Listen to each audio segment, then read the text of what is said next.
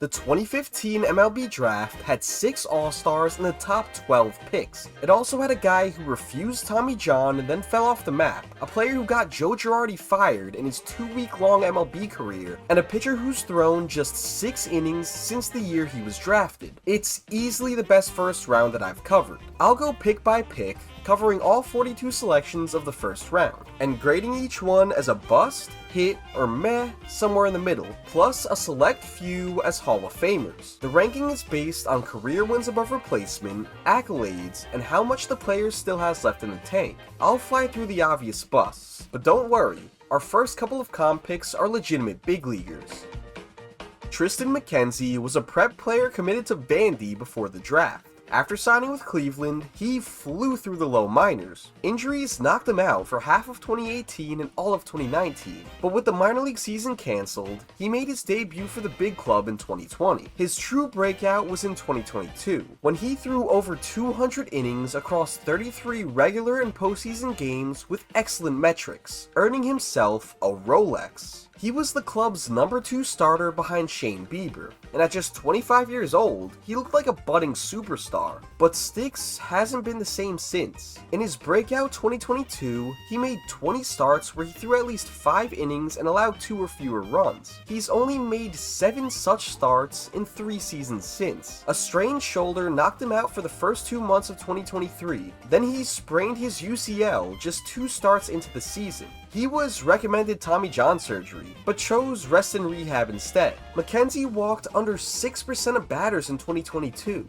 one of the better marks in all of baseball. He's walked nearly 16% since. For a vertical pitcher who tends to get barreled up a bit, walking batters at this rate isn't viable. He put up terrible numbers in 2024, got demoted to the bullpen in 2025, and got DFA'd this April after just 4 games. Not one team claimed McKenzie, so he's back with Cleveland's developmental league trying to figure out his mechanics. He's at the lowest point of his career right now, but it's clear that he's an extremely talented pitcher when he's right. It's possible that he bounces back sometime in the future and has more success. He's only 27 years old after all, but as of today, he's only had 1 good healthy season, so I can't call him a hit. Meh.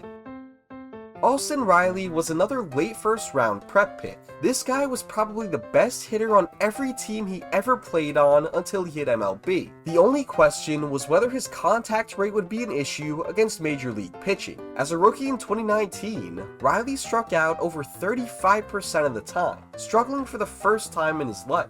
But even back then, when he hit the ball, it went a long way. Bow to deep left center! He's got a homer!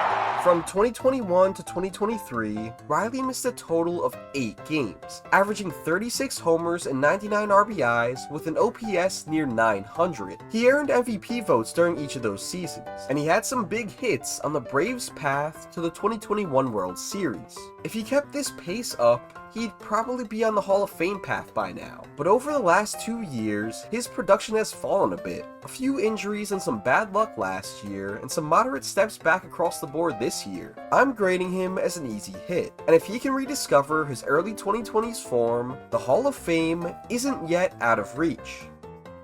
Nathan Kirby was Virginia's lefty ace before being picked by the Brewers. Unfortunately, once he turned pro, he only threw 12 2/3 innings before undergoing Tommy John and missing 2 full seasons. Then, just a few months after returning, he underwent thoracic outlet surgery, the pitching career killer. He threw under 100 innings in his first 6 seasons of pro ball. When he returned in 2021, his command and stuff had regressed, and he was released midway through 2022 without ever making the show. Bust.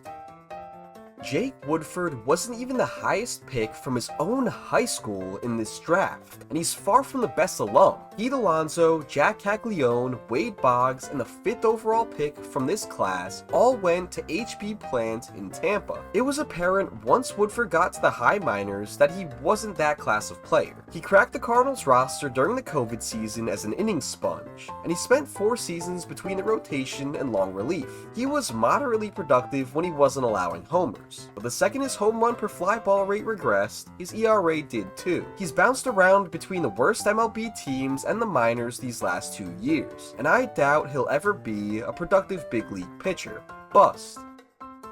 Our next two players are both second-generation big leaguers who didn't exactly live up to their family names. Tyler Nevin, son of Phil, went 38th overall to the Rockies, and Daz Cameron, son of Mike, went 37th to the Astros. Daz was part of the Tigers' return in the Justin Verlander trade, but besides that, neither player has done much significant as a pro. Both grade out negatively on offense and defense throughout their careers. They were teammates on the last season of the Oakland A's. Nevin's currently an MPB, and Daz still has a role off the Brewers bench, but both are clear busts. I had a hard time placing Ryan Mountcastle on this list. He's in his 11th season with the Orioles organization, and all he's done is hit. He hit at each level of the minors, adding power and muscle in his early 20s. He was drafted as a shortstop, but he made the bigs as a corner outfield / first base type. Had he stayed at short or been able to move to third, his offense would make him a very good everyday player. But since he plays an adequate first base, his offense isn't quite solid enough to be a slam dunk hit. The Orioles pushing back their left field wall also harmed him more than anyone else, completely gutting his home run production. Ultimately, he's a very good hitter against lefties and might find himself in a platoon role soon, but for his time anchoring the rising Orioles lineup, he still deserves to be called a hit. Kyle Funkhouser was drafted 35th overall by the Dodgers, but he went back to Louisville for one more year. The Tigers picked him in the 4th round of the following draft, and he looked pretty good in the low minors. But once he got to AAA, the strikeouts declined and the walks spiked. I'm not sure if he developed the yips, but the jump in walks from AA to AAA is scary. He was a small part of the Tigers bullpen in 2020 and 2021, and he wasn't very good. He hasn't pitched in MLB since, and he's pitching for the Dodgers AAA team trying to make it back. Bust.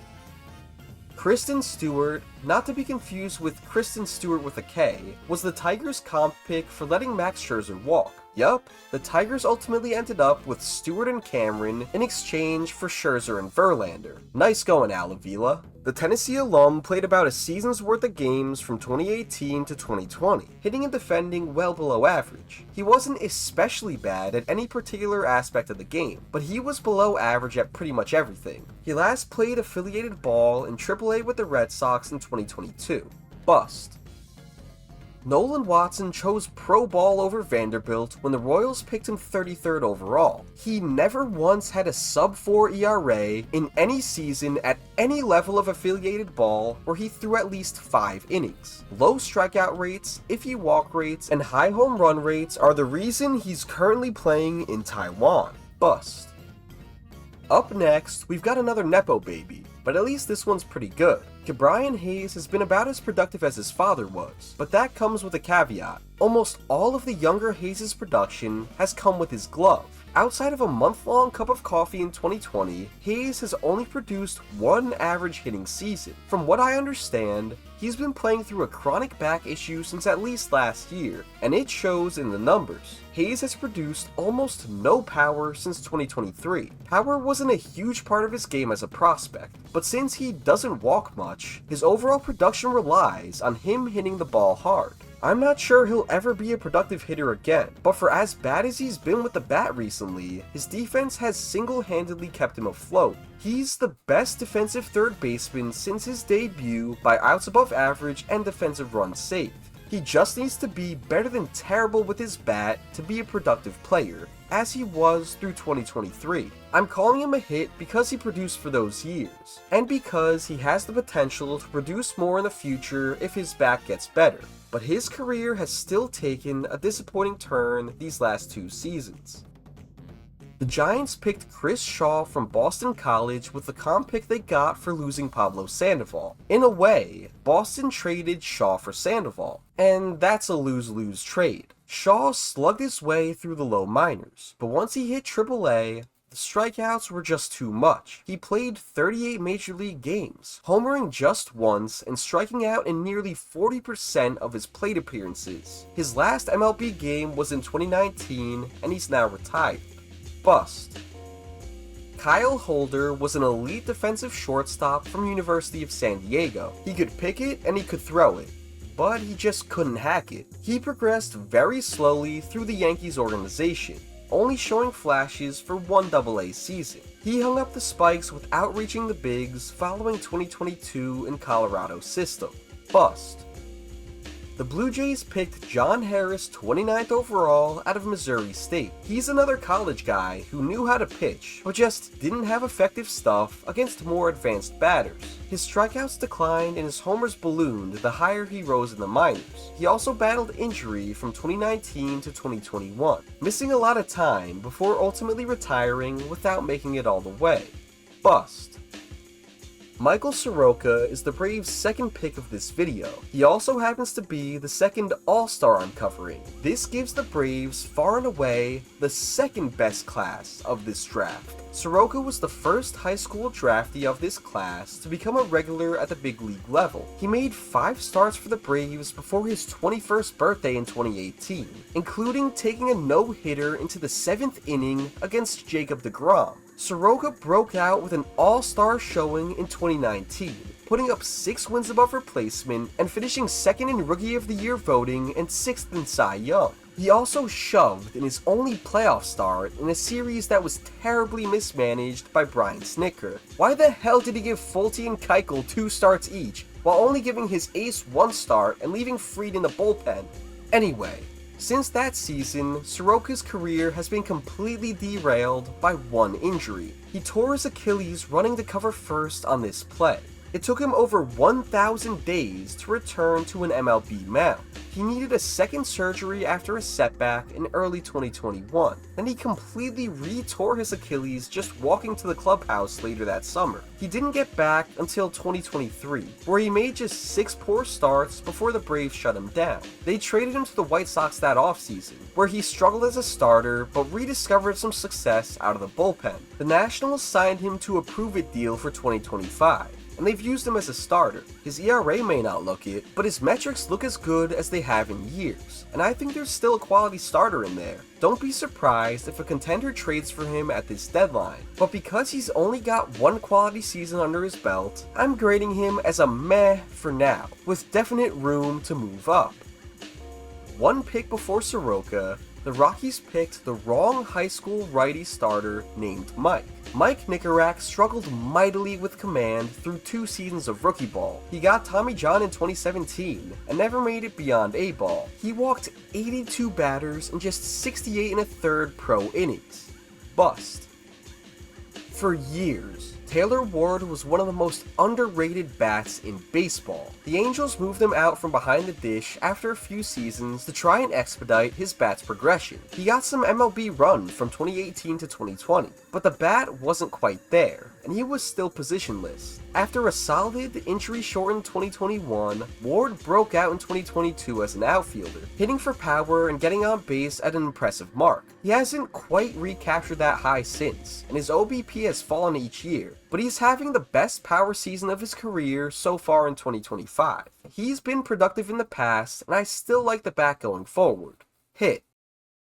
The Orioles really tried making it work with DJ Stewart. They picked him out of Florida State, and he hit pretty well all throughout the minors. But once he got to MLB, the bat just wasn't good enough to overcome negative defensive and base running value. He had decent power, drew a lot of walks, and didn't strike out too much, but with his lack of speed and very high pop-up rate, his production was heavily reliant on homers. He only hit 42 of those in 1,001 MLB plate appearances.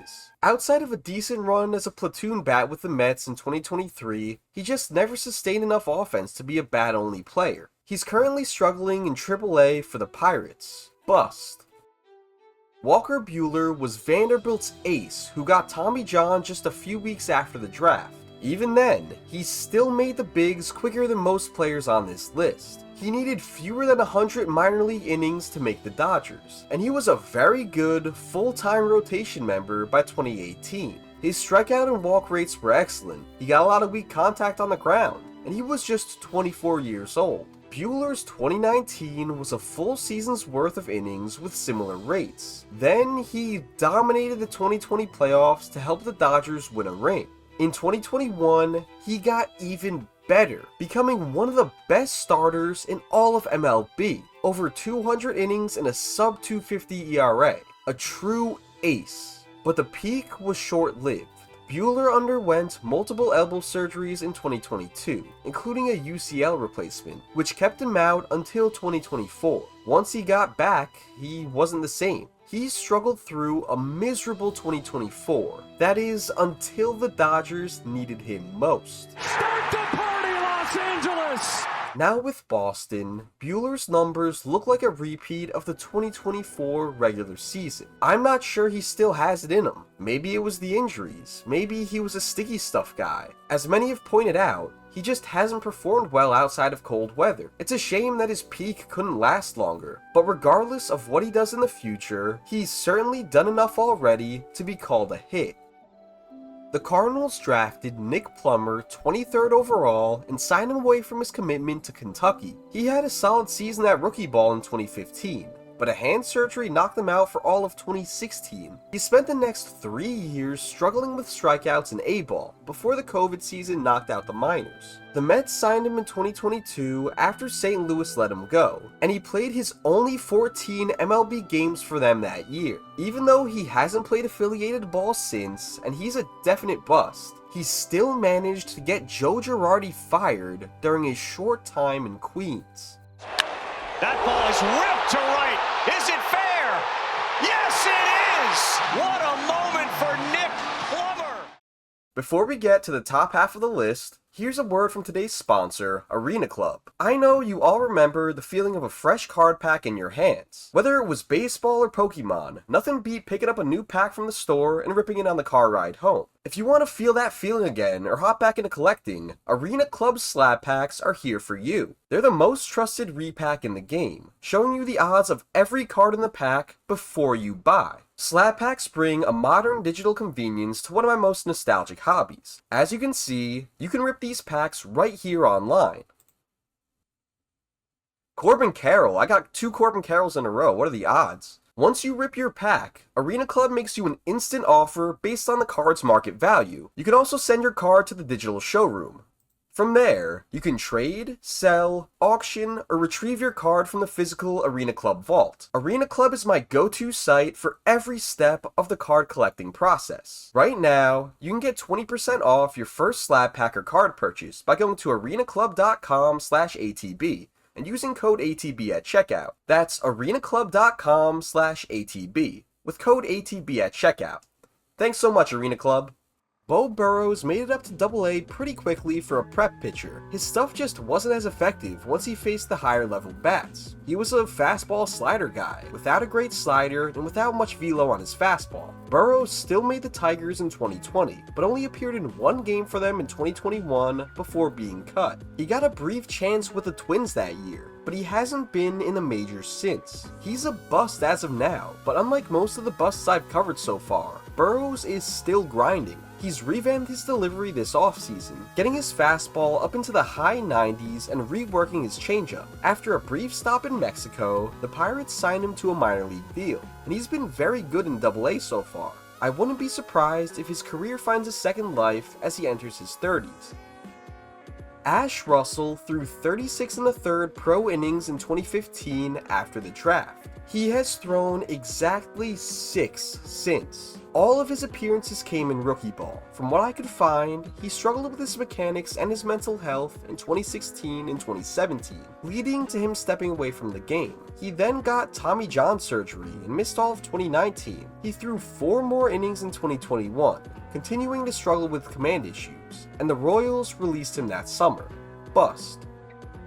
The A's drafted Richie Martin out of Florida in 2015, and he never really had a good offensive season in the minors. Regardless, the Orioles picked him in the 2018 Rule 5 draft, meaning he had to stay on their roster for the entire 2019 season. And he did, but oh boy, he wasn't MLB ready. He hit 50% below league average while not even defending particularly well at short. He didn't make the team in 2020, and the Orioles tried developing him the next couple of years to no avail. Martin recently found his way back into affiliated ball with the Rangers after a few years in indie ball. Still a bust, but he's still grinding for now. Kevin Newman has been one of the most low-key regular players of the last 7 seasons. Not flashy, not selling jerseys, just pure, unmitigated, unadulterated mid. He was a .300 hitter with above league average production in 2019, and he's provided some value on defense since then. But it's pretty remarkable that he's still getting run in the league today. Just in terms of that 2019, and the fact that he's had a role in the league for so long, I think he's earned himself a meh.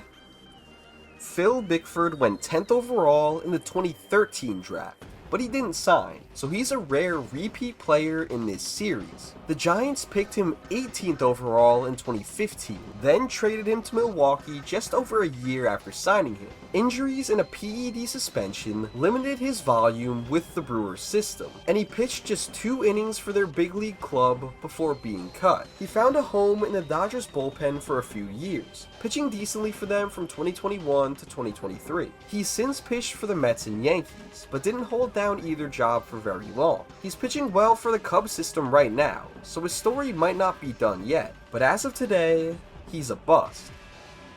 Speaking of repeat players, Brady Aiken was the previous draft's first overall pick. The Astros picked him 1-1 in 2014, but they revised his offer down after his physical revealed a risky elbow. He turned the offer down, opting instead to go to IMG Academy, where he tore his UCL in his very first inning of work. And fresh off Tommy John surgery, Cleveland still chose to pick him 17th overall, signing him for roughly half of Houston's revised offer. Ultimately, Aiken's draft controversy and the fallout ended up being more interesting than his actual career. He just wasn't good, never advancing beyond A-ball because of both physical and mental struggles. He's one of just 3 first overall picks to never make MLB.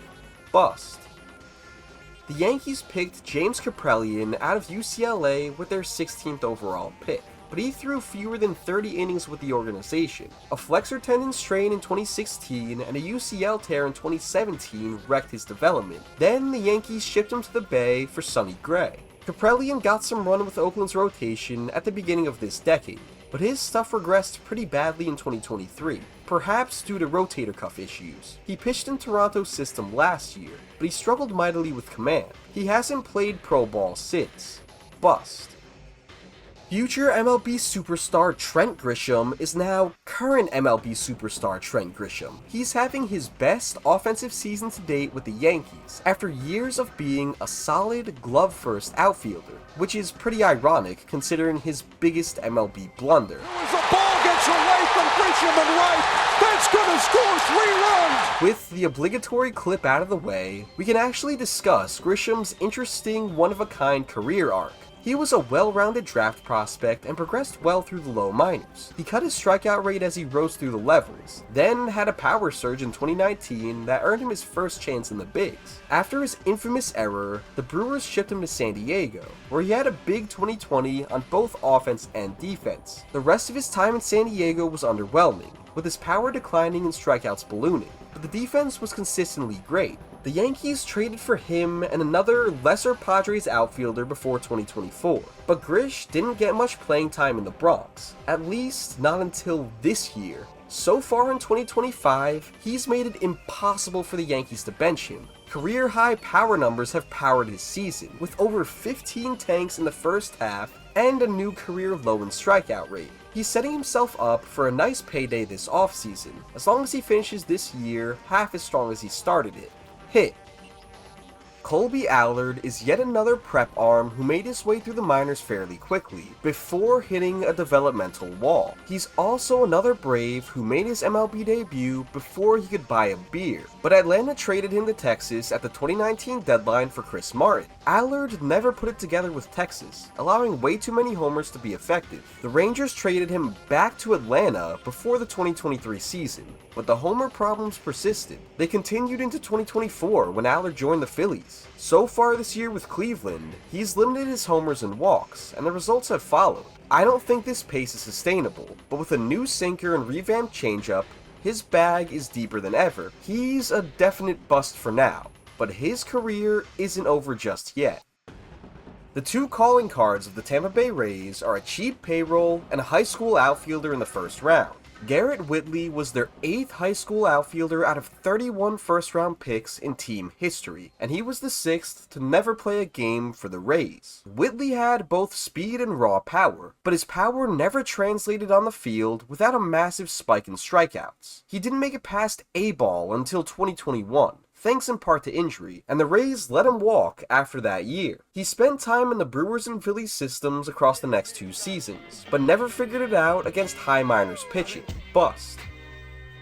Josh Naylor is the first All-Star we've covered since Walker Buehler. He was drafted by the Marlins, but traded twice before he was a regular big leaguer. The first trade came a year after the draft, when Miami sent him to San Diego in a bizarre trade that saw Luis Castillo go to the Padres for 2 days before being traded back to Miami. Naylor's fantastic hit tool and growing power helped him conquer the minors by age 22. He got a good bit of run with the Padres, but a lack of position and mediocre offensive results led to San Diego moving on from him quickly, shipping him off to Cleveland in 2020. Naylor carved out a role for himself there from 2022 to 2024, earning an All-Star bid last year as his power reached a new high. He also had his most iconic moment in the 2022 ALDS against the Yankees. Hits this one well in the gap in right center field. Judge watches it leave the yard. And Naylor's got his own home run dance. The Guardians moved him to Arizona this past offseason for Slade Cecconi. He's been great for the D-backs so far, but with his free agency looming and the team having a disappointing season, he could be traded for a 4th time in his young career at this deadline. Hit. Tyler Stevenson missed a lot of time with injury in the minors. Even then, he cracked the Reds roster in 2020 without any AAA experience. He was the Reds' platoon catcher in 2021, but he also hit well enough to fill in for the injured Joey Votto at first base. 2022 was the year he took over the everyday catching role, and he was one of the best hitting catchers in baseball while he was healthy. Unfortunately, he suffered a broken thumb and a broken clavicle, which held him to just 50 games. 2023 was a down year on both offense and defense, and he bounced back with a solid 2024, with by far his biggest workload as a catcher. So far this year, he missed the first month and change and hasn't been fantastic since. His strikeout rate was under 20% in his first full season. It's ballooned to over 35% this year. His catching has gotten better the last 2 years, and his bat is still solid, but it's tough not to wonder where he would have been if not for the repeat injuries. He's still a hit, because quality catching is tough to come by, but his current numbers make me a little concerned for his future. Before we get to our top 10, please scroll down for a second and check to see if you're subscribed. Most of you have seen my videos before, and if you're this deep in, you're obviously enjoying. Hitting that subscribe button is a free, easy way to support the channel while making sure you won't miss my future uploads. Thanks! Cornelius Randolph was picked as a high school shortstop, but the Phillies immediately moved him to the corner outfield. They liked the bat so much that his underwhelming athleticism didn't concern them, but in the minors, he almost never hit for any power, and he didn't have good enough contact to be productive. Randolph never hit well enough in the high minors to make the majors. He signed with the White Sox in 2022, playing just 11 games in the minors before being cut. He played in indie ball until this year, when he signed with the Cancun Tigers of the Mexican League. Bust. Ian Happ might be the single most consistent player in MLB. The Cubs picked him out of University of Cincinnati and expedited his path to the show. He was a regular in the Cubs lineup by 2017, playing games at second base, third base, and all 3 spots in the outfield. He was decently productive that year and 2018, but began 2019 in AAA as the Cubs had him work on lowering his strikeout rate. Since he made it back to the bigs in July of that year, his offensive production has consistently been around 20% above league average. He's fairly average all around on offense, besides his elite walk rate. With no big shortcomings, this makes him a well above average hitter overall. He's under contract for 1 more year after this, and I wouldn't be surprised if he re-upped with the Cubs and closed out his career on the north side of Chicago. Easy hit. The White Sox tried their classic starting pitcher development strategy with Carson Fulmer. They drafted him out of Vandy, put him in the high minors in his first full pro season, then promoted him to the bigs as a reliever. Unfortunately, Fulmer is no Chris Sale or Garrett Crochet. He pitched poorly between AAA and the bigs from 2017 to 2019, and he was designated for assignment in 2020. He was claimed by the Tigers, waived, claimed by the Pirates, waived, claimed by the Orioles, waived, then claimed by the Pirates again, all within a few weeks in 2020. He struggled with the Reds in 2021, and the Dodgers couldn't get much out of him in the minors in 2022. He got some more MLB run with the Angels in 2023 and 2024, but he hasn't been great. He's been back with the Pirates system since, and is now back for the Angels again in AAA. Bust.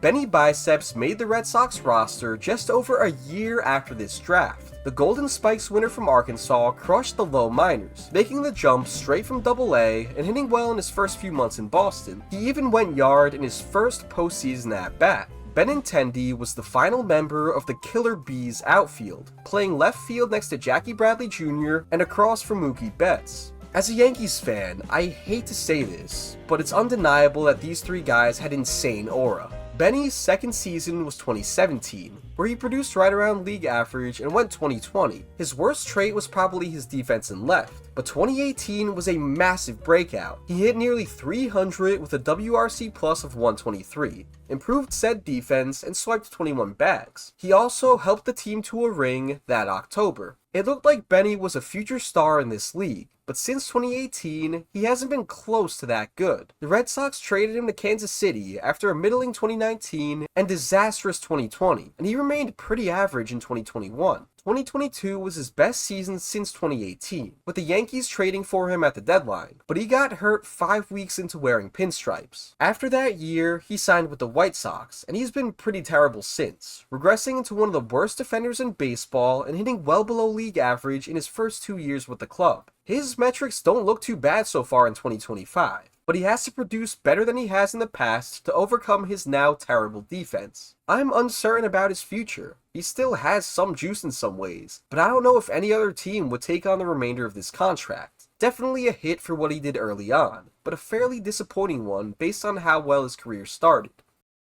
Most of the non-Twins fans watching this video probably haven't even heard of Tyler J. That's pretty rare for a top 6 overall pick, especially considering his remarkable comeback story. Jay was a dominant closer at University of Illinois, but the Twins drafted him 6th overall thinking he could be a starter, and he was pretty good in that role in 2016. But in an effort to get him to the show faster, he and the team decided that he'd be back in the pen the next year. Unfortunately, he hurt his shoulder, missing most of the 2017 season. He wasn't great when he got back the next year, and the Reds purchased his contract outright in 2019, where he also struggled in AA. Jay stepped away from the game, spending 2.5 years off the pitcher's mound. He learned that he had an esophagus condition called EOE that caused him to lose weight, which in turn caused rapid fatigue. Once he was diagnosed, he learned how to handle the condition and work around it with his diet. And Jay wasn't done pitching just yet. He played in the Frontier League in 2022 and 2023, and he was good enough to get a call from the Mets at the end of the 2023 season. His Illinois stuff was a bit diminished, but he pitched so well in AAA in 2024 that he finally earned his first call to the show. He's made just 5 appearances in the bigs for the Mets and Brewers, and he's still grinding away in Milwaukee's farm system right now. Even though he's a bust, and even though most of it wasn't even his fault at all, Jay's long and winding path eventually resulted in him fulfilling his dream.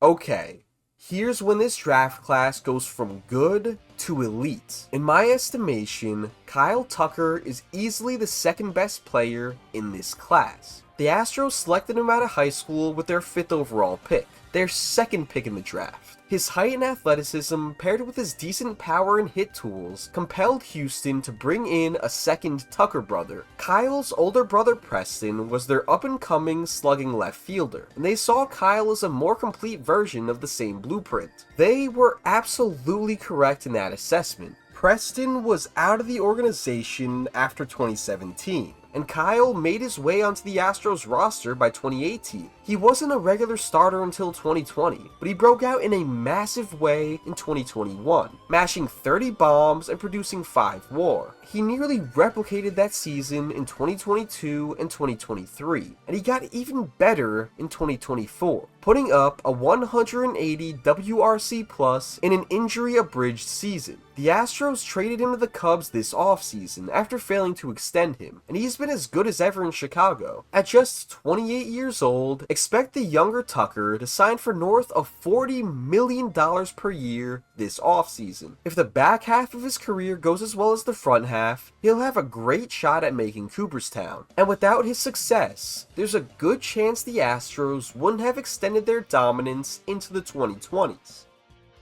In retrospect, it's pretty insane that Dylan Tate went this high in a class of this caliber. He had a high-velocity fastball at UC Santa Barbara, but he didn't really have much else. The Rangers quickly gave up on him, trading him to the Yankees just over a year after the draft as he stalled out in A-ball, and the Yankees later sent him to the O's in the Zach Britton trade. Tate spent parts of 5 seasons in Baltimore's bullpen, which sounds pretty good, but he was mostly a low-leverage mop-up guy for some pretty bad Orioles teams. Now he's with the Blue Jays organization, but he's never been much more than a fringe roster option. Bust.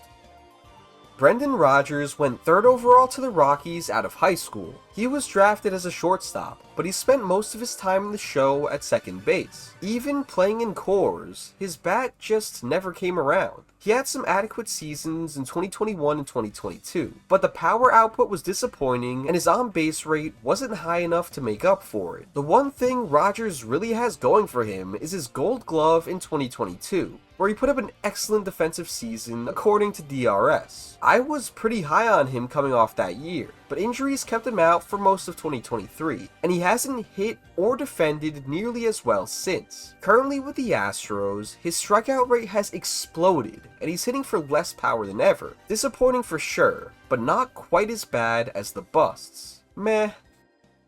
Up next, we have the best player in this draft class by far. Alex Bregman was LSU's star shortstop, and the Astros picked him with the compensation they got for not signing Aiken the previous year. Bregman made his MLB debut a year and change after the draft after flying through the minors, and he made an instant impact in Houston. Bregman mostly played third base, and with a swing tailor-made for the Crawford boxes, he was an MVP candidate by his 3rd season in the show. 2018 and 2019 were ridiculously good seasons, which set expectations for his career into the stratosphere. While he wasn't quite as good the next 2 seasons, and he's never even approached 40 homers again, he's been a consistent 4 to 5 win player since 2022. He was a massive contributor on the 2022 World Champion team after a disappointing 2021 series. Now with Boston, Bregman's putting up his best power numbers in years, while still maintaining fantastic strikeout and walk numbers. With 2 rings under his belt and a bright future ahead,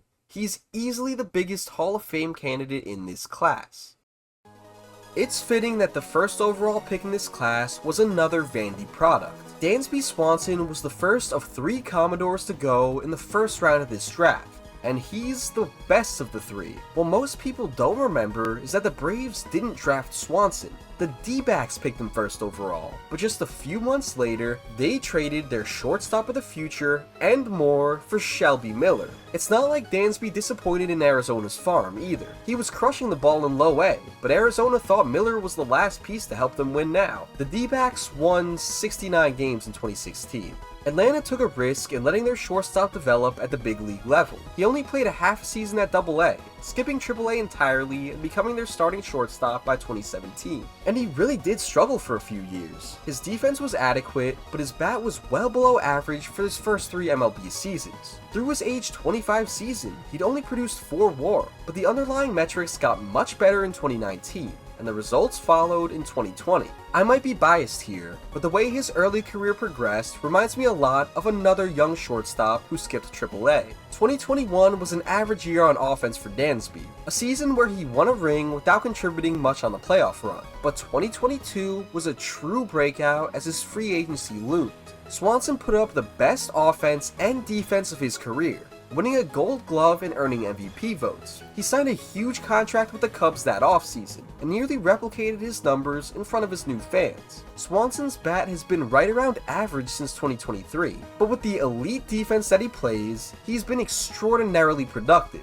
Even though he's put up about the same value as Tucker, I don't think Swanson's game will age quite as well, so the Hall of Fame is probably less likely for him. Not to mention he's a few years older. Regardless, this is still one of the easiest hits on this list, even though the team who drafted him missed out entirely. This class was fantastic overall. The first round picks put up 30 more wins above replacement than 2014's class in the same time frame. I have 13 hits or Hall of Famers in this class compared to just 8 from 2014. This draft is also defined by the Astros' success. Without this first round, without their 2 big picks, Houston probably doesn't dominate the AL over the next decade. The Astros more than doubled any other team's drafted wins above replacement total, and the Braves ended up in a distant second, although this doesn't account for Swanson being on the Braves a few months after the draft. Out of 26 teams with at least 1 first rounder, the worst performers were the Tigers, Cardinals, Royals, and Giants, who all accumulated 0 or fewer WAR with 2 or more draft picks. Surprisingly, the Pirates had the 4th best round, avoiding busts with both their picks. If you want access to my 2015 draft spreadsheet to examine the data for yourself and support the channel financially, hit that join button down below for just $4 a month. I'm also planning on releasing a members-only redraft of this entire draft class, so keep your eyes peeled for that. You also get early access to public videos and shoutouts at the end of each video. Speaking of which, shout out to Misty, Zach G, Ethan, Alex, Mammoth, Zach E, Vikram, El Quacko, Richard, JJ, John, Ryan, Jackson, Fly, Basti, Sophie, and Your Mad Woman. Thanks so much for supporting the channel. I couldn't make these videos without your help.